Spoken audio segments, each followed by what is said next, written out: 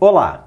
Está começando mais uma edição do programa Pensando Educação. Hoje eu tenho o prazer de receber aqui nos estúdios da TV Unimep, no campus Taquaral, a professora Cláudia Santana, que é diretora da Faculdade de Ciências Humanas da Unimep, e a professora Jocely Cerqueira Lazier, que é coordenadora do Núcleo Universitário de Cultura da Unimep e do Centro Cultural Martha Watts. E nós vamos conversar um pouco sobre a 10ª Semana Nacional de Museus, evento que se aproxima, e nós vamos expandir um pouco o assunto, falar um pouquinho sobre a importância dos museus no processo educacional. Eu quero começar agradecendo a presença da professora Cláudia e da professora Jocely. Obrigado pela disponibilidade de vocês.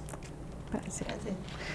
Eu queria começar perguntando, então, por que os museus são importantes para o processo educacional? Qual a ligação que existe nisso? Qual a importância do museu no processo de aprendizagem, professora Cláudia? Em se tratando de educação e dos aspectos educacionais relacionados ao museu, eu diria que o museu é um espaço de formação cultural em si, autônomo. Ele não depende das outras instituições para exercer esse papel. Então, ele é um lugar de pesquisa e de estudo. Então, é nessa perspectiva que se vincula às possibilidades educacionais. O museu não é um lugar de ensinar cultura, ele é um lugar de cultura. Então, por si só, ele já detém todas essas potencialidades para a educação. O museu é um lugar de se interrogar, de interrogar os objetos que estão ali expostos, as obras, os artefatos. Então, mais do que achar respostas, o museu é um lugar de fazer perguntas, né? Então, acho que o professor ele deve ter isso em mente, né? Assim, nessa relação com a pesquisa e com o estudo. Então, eu apontaria nessa direção. E qual é a importância do professor nesse processo, da participação do professor nesse processo, da visita ao museu? O professor ele deve estar sempre preparado para uma visita aos museus. Ele deve ter uma preparação anterior à visita, né, fazendo pesquisa, estudo, se informando. Em relação à preparação da própria turma, o professor pode tanto iniciar pela visita e observar, estudar esses objetos, e no retorno consultar outras fontes, trabalhar com os alunos, né, num projeto sobre aquelas questões, e pode também, ao contrário, ter contato com as outras fontes, estudar o tema e depois fazer a visita. Então, é um processo de preparação, trabalhando com atividades que sejam as mais adequadas para aquele tema que ele está estudando. Professora Jocely, o Centro Cultural Martha Watts, além de outros espaços, detém um museu. Como é que é a relação desse espaço com as escolas de Piracicaba? Como é que se dá essa interação? Nós recebemos ao longo do ano muitas visitas. Durante a semana, às vezes mais de uma escola nos procuram, tanto de ensino infantil, né, desde o ensino infantil até o ensino médio, e inclusive em escolas técnicas. Recebemos muitos grupos de visitantes da próprios cursos de graduação da Unimep e de outras instituições, né, de Piracicaba, Rio Claro, que procuram, né, o Centro Cultural para conhecer o museu e também os outros espaços ali culturais que nós temos. E o interessante é que um professor vai visitar ou um grupo de alunos vai visitar e normalmente ele volta depois ou com um outro grupo ou com a família para mostrar aquilo que nós temos ali. E a professora Cláudia falou a questão do estudo, né, da questão educacional no museu. E interessante é que nós, se a gente for considerar esse processo de educação, ele acontece independente, né, da visita ser com esse propósito, né, como a professora Cláudia já disse. E quanto mais se visita, a gente tem que pensar que o museu não é para ser visitado uma vez apenas, porque ele possui códigos, e essa leitura de códigos, esta interação com os códigos, a compreensão desses códigos, ele só acontece à medida que as pessoas visitam regularmente. Né? O museu não é alguma coisa estática, os objetos ali eles contam uma história. A história de vida, né, de quem deixou aquele objeto, que não está escrito, mas ela está ali presente, e tem a relação, e se faz a relação daquele objeto com quem está visitando.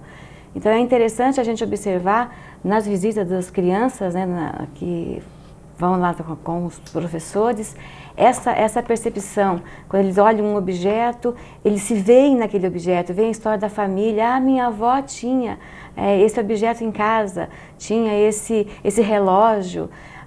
Ou quando eles veem o tamanho da pilha que se usava para um telefone antigo, e lembram do tamanho das pilhas de hoje, eles fazem essa comparação. Então há uma relação com a pessoa que está visitando o museu com a sua própria vida. Então os objetos, apesar de estáticos, né, de serem objetos que foram colocados ali com um fim, né, quando o museu, no nosso caso o Museu Jair de Araújo Lopes foi montado, ele tinha um fim específico, mas ele vai muito além desse fim específico para o qual ele foi montado. Então há uma relação com a vida das pessoas, e isso acontece em cada vez que a pessoa visita, né, não só esse museu, mas outros também. A relação ela se amplia, ela se torna mais presente ainda na vida de cada um. Acho que é interessante também pensar nessa perspectiva da história que está sendo contada ali, né? Porque toda exposição ela é um discurso museal, né? Então ela, de alguma forma, ela foi pensada para colocar os objetos em relação, e nisso ela produz significados, ela produz sentido, que não está dado a princípio, né? Mesmo que se queira, ela não está dada a princípio, depende daquele que visita, daquele que observa.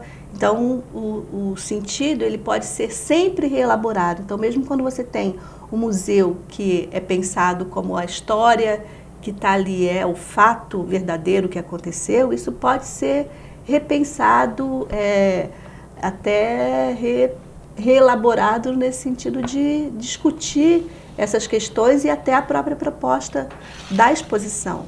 Então acho que é interessante pensar isso, assim, o museu tem essa questão, essa função de ordenar, de organizar, de preservar, mas comunicar, mas que nessa comunicação, é justamente nesse momento da comunicação que entra o trabalho educacional do próprio museu e que também pode estar articulado com o professor, com a escola, de redirecionar muitas vezes algumas questões que estão ali postas como verdadeiras, né? O fato aconteceu dessa maneira. Então acho que é legal pensar também nessa perspectiva, né? Então quando você vê, por exemplo, no Museu do Ipiranga a exposição de uma espada de Dom Pedro, uma coisa assim, né? Do Grito do Ipiranga, ela está ali para contar aquela história, mas ela também pode servir como uma perspectiva crítica de se colocar em questão na história o que de fato aconteceu, né? Então os objetos que estão ali, eles são importantes para contar, mas ele também pode interrogar os objetos que não estão ali, porque outros não estão ali, porque outros foram omitidos, calados, né? A história dos vencedores está sempre em evidência. Então acho que isso é também uma questão interessante para se pensar, né? Os objetos questionam a história oficial, né? Eles, mesmo tendo sido colocados para contar a história oficial, eles também questionam essa história oficial. Agora vocês duas trabalham com formação de professores. De que forma os professores são preparados, ou os futuros professores são preparados para se apropriar dessa ferramenta, se o são, e se não, o que precisaria ser feito para que isso pudesse ser usado de uma forma mais ampla e mais produtiva pelo profissional de educação, esse acesso aos museus e aos seus acervos? Acho que primeiro pensar uma democratização de acesso a esses espaços, né? Acho que a formação cultural do professor, ela hoje é fundamental, né? Como sempre foi, mas é fundamental ter esse acesso à arte, à cultura, à literatura, né? E muitas vezes o professor não tem esse acesso. Então, não tem as possibilidades, né? As longas jornadas, as dificuldades que ele enfrenta para sobreviver com as condições que ele possui, e esse lado fica um pouco mais relegado. Então, é preciso investir nisso. Isso é uma questão de política pública mesmo, uma política de ação cultural que tem que estar junto com as políticas educacionais, né? De permitir essa formação mais abrangente e fundamental, que é a formação cultural do professor, porque só assim ele é capaz de fazer a transposição daquele conhecimento, daquelas questões que ele estudou para a sua prática pedagógica, para o trabalho com os alunos. Então, se ele não tem essa formação, dificilmente ele vai conseguir fazer mais do que uma visita, né, de observação com seus alunos. Então, é fundamental que ele seja um frequentador regular de museus, né, pensado aí como espaço de formação cultural, assim como as bibliotecas, né, assim, tenha acesso a esses bens culturais, né, e tempo, espaço para fazer isso, né. É interessante que a gente observa é que não só o professor, mas o cidadão, né, ele não vê o museu como sendo um direito seu de visitar. Então, os bens culturais, eles são colocados para uma elite. Ainda nós temos essa imagem, né, colocada. Então a gente vê muita gente às vezes passando em frente ao centro cultural e não entrando porque não sentia que aquele espaço era um espaço também para ele. Então acho que como parte desse direito, dessa política pública, tem que haver essa divulgação que os museus, os teatros, os bens, né, culturais, eles são direito de todo cidadão. E aí, como eles terão esse acesso, no caso dos professores que não têm seu tempo exíguo, né, mas como promover essa visita, essa possibilidade.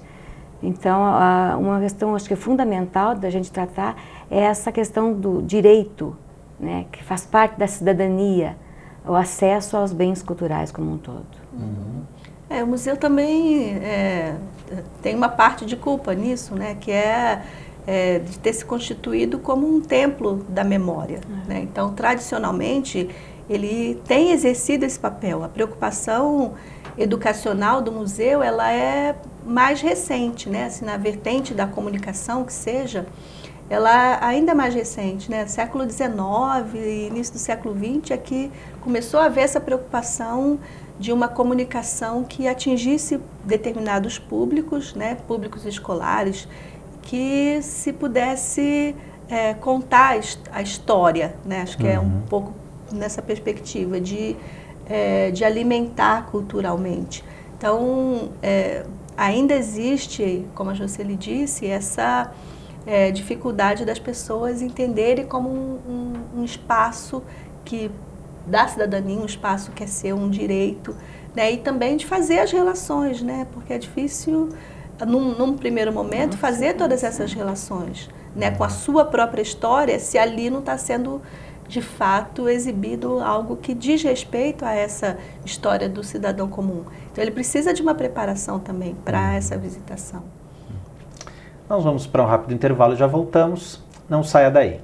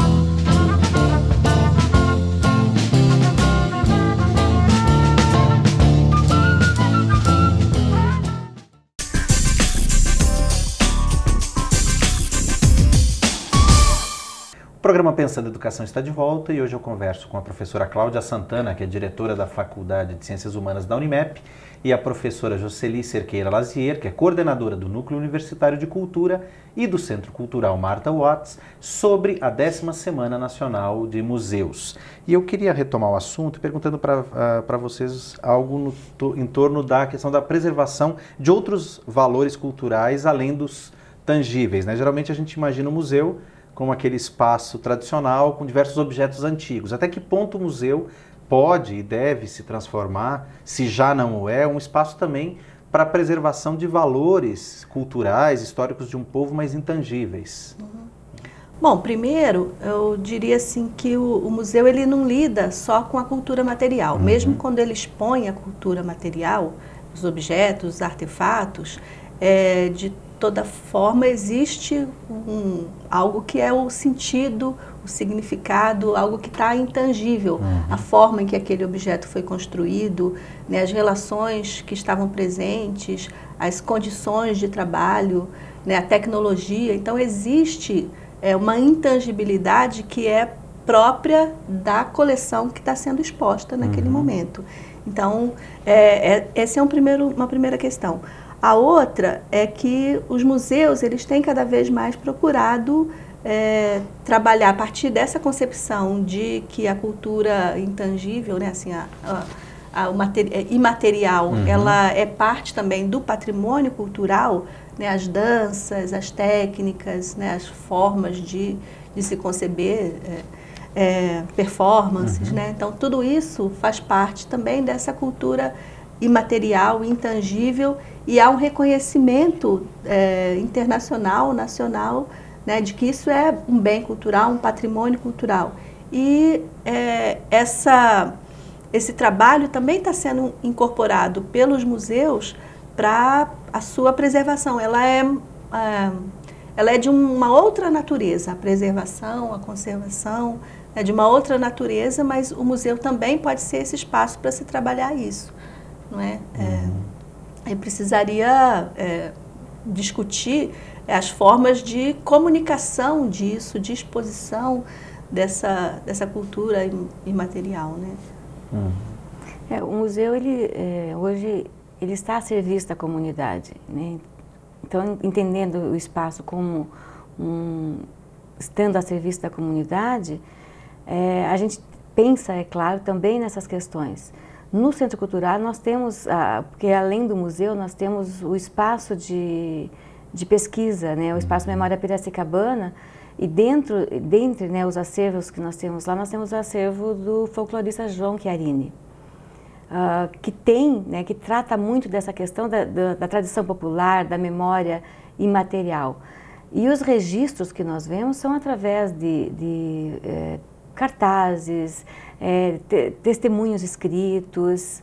E uma coisa que a gente tem trabalhado, mesmo pensado na questão do museu, é a história oral, que o museu deveria ter, né, alguns já têm, no nosso caso ainda não, um setor de história oral, que talvez a gente pudesse trabalhar um pouco mais esse trabalho da imaterialidade, né, desse próprio bem que está lá, físico, né? Mas essa história, porque a gente, quando recebe a visita de pessoas que doaram para o museu, peças para o museu, a gente percebe a história que está além do objeto em si. Carregado de significado. Isso, muito significado. Representa um povo, um grupo, né, específico, uma família, representa uma época na sociedade, né, na sociedade piracicabana.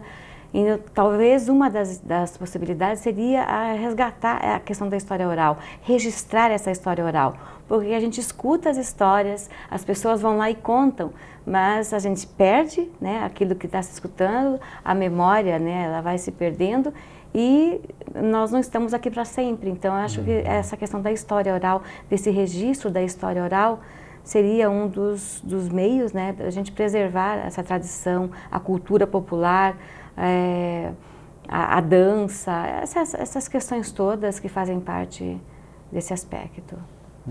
Agora vamos falar um pouquinho justamente da programação da Semana Nacional dos Museus. Chega a 10ª edição em 2012. De que forma Piracicaba está inserido nisso? Nós estamos, o Centro Cultural, desde 2006, né, participando da Semana Nacional de Museus, que é uma semana comemorativa, né, ao Dia, né, Nacional de Museus, Internacional de Museus, que é 18 de maio. Então, toda a programação e a Semana Nacional de Museus contempla também o Dia Internacional de Museus.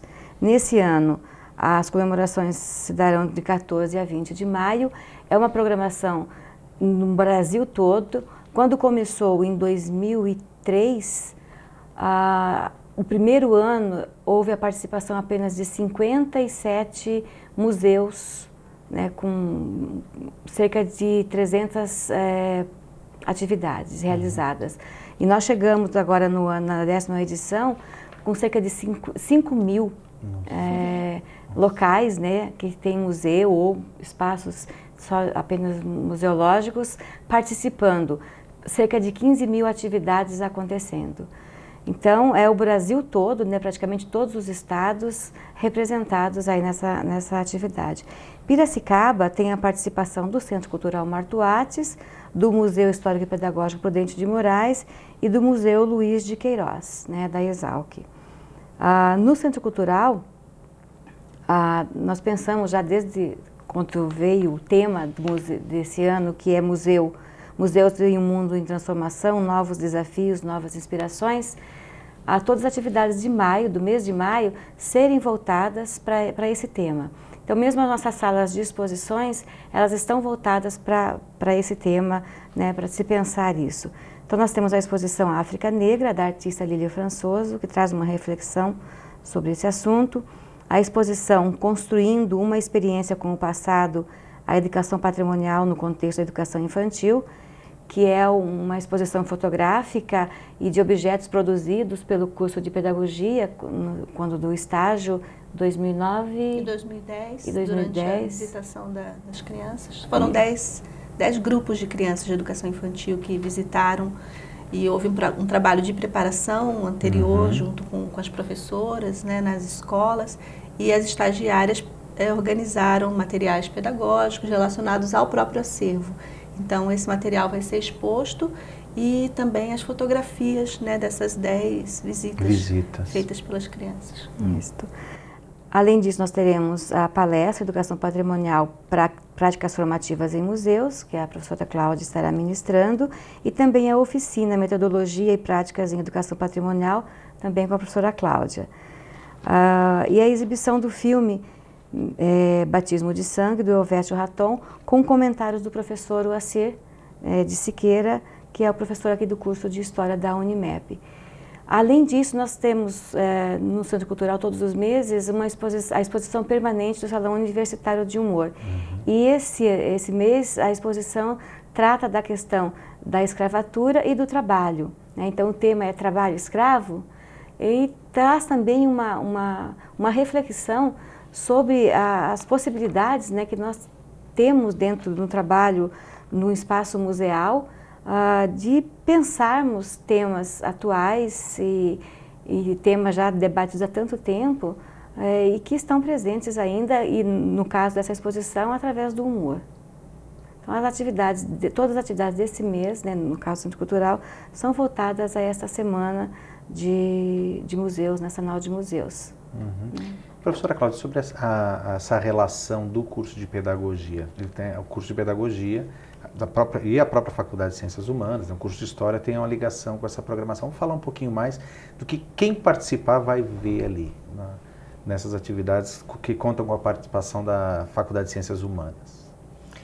A exposição trata das questões da metodologia de educação patrimonial, a exposição específica que é relacionada à educação infantil. Então, é o registro de um trabalho feito pelas estagiárias com as crianças, e aí seguindo todos os passos de uma metodologia para a educação patrimonial. Ou seja, existem questões pedagógicas que foram tratadas, trabalhadas, cuidadas nesse processo de visitação da exposição. Então, todo o acervo ele foi o acervo do museu, né? Ele foi estudado, os objetos selecionados, alguns objetos foram selecionados para o trabalho com as crianças. Então, durante a visitação, as crianças já haviam tido contato anterior por fotografia com determinados objetos e elas então reconheciam aqueles objetos, estudavam mais aqueles objetos na visita e isso era de volta trabalhado na escola. Então é um trabalho de questionamento do próprio objeto, das relações que estavam colocadas ali na manufatura, na confecção, na fabricação de certos objetos, né? Então a ideia era trabalhar justamente com essa história que é a história que está colocada, contada de uma certa forma na exposição, né, na exposição de longa duração, mas também a relação com a história das próprias famílias, da escola. E no caso específico do museu, que trata da história também da história do Piracicabano, é um lugar que conta a história de um espaço educacional. Então as crianças também puderam fazer essa relação com o espaço educacional de suas escolas, de suas creches, de pré-escolas, né? Então um espaço de formação da infância, né? Essa foi a perspectiva que as alunas do curso de pedagogia trabalharam nessas visitas que as crianças realizaram. Quem quiser ter mais informações, professora Juscelie, sobre a programação relativa à 10ª semana, mas também a programação de forma geral do Centro Cultural, como que pode proceder? Pode ligar para o telefone 3124-1889 ou através do site unimep.br/ccmw.